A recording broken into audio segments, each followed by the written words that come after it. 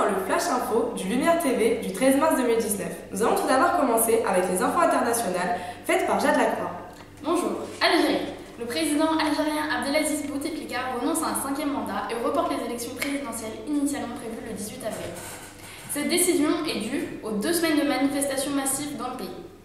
De nombreux Algériens refusaient en effet d'avoir comme président un homme malade qui n'est pas apparu à la télévision depuis 2013. Face à cette annonce, les Algériens sont descendus célébrer dans la rue, malgré leur inquiétude sur le futur dirigeant. En effet, c'est plus une question de changement de système politique que de dirigeant même. Venezuela. Au Venezuela, les tensions politiques et sociales entre les soutiens du président Maduro et du président par intérim Juan Guaido sont toujours très fortes. Depuis le jeudi 7 mars, le pays subit une énorme panne d'électricité, le paralysant. L'eau et la nourriture manquent également et le pouvoir s'est enfin décidé à organiser des distributions populaires le lundi 11 mars. Pour résoudre cette situation, Juan Guaido a obtenu de l'Assemblée l'état d'alerte. Seulement, il n'a pas les moyens de le mettre en application. En effet, il ne possède pas de contrôle sur l'armée et la police. Le président par intérim appelle alors encore à des manifestations massives dans tout le pays. Grande-Bretagne. Dans l'impasse face au Brexit, la première ministre britannique Theresa May continue les allers-retours entre l'UE et le Parlement britannique.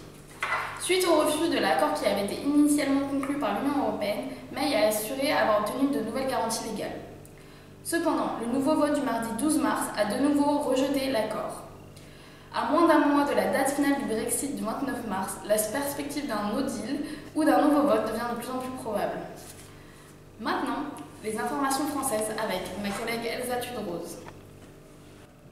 Nous allons tout d'abord parler de l'affaire Benalla et plus précisément de comment elle s'est finie. L'affaire Benalla concerne Alexandre Benalla qui a été mis en examen le 22 juillet 2018 pour détournement et recel de violation de secrets professionnels et d'images issues d'un système de vidéoprotection. S'ajoute à ces délits l'usage sans droit de ses passeports diplomatiques. Il a été remis en liberté le mardi 26 février et toutes les charges contre lui ont été abandonnées. Ensuite, nous allons parler d'Alain Juppé.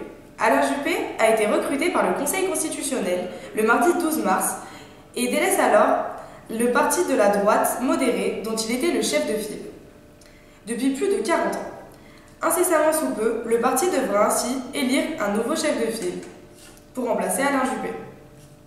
La dernière information portera sur les jeunes migrants qui arrivent sur le sol français. Pour être accepté sur le sol français, il faut être mineur. Or, la plupart arrivent sans papier. Une batterie de tests leur est donc effectuée afin de déterminer un âge approximatif, comme par exemple le test osseux. Le test osseux se base sur l'épaisseur de l'os qui augmente au fur et à mesure du temps. On peut donc déterminer à partir de ça un âge approximatif.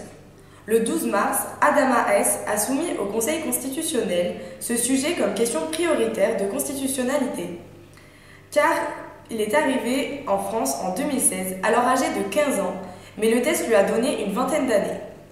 Il revient donc en France et affirme une non-fiabilité du test et demande son interdiction. Merci beaucoup d'avoir suivi ces infos et à bientôt pour de nouvelles actualités. Au revoir.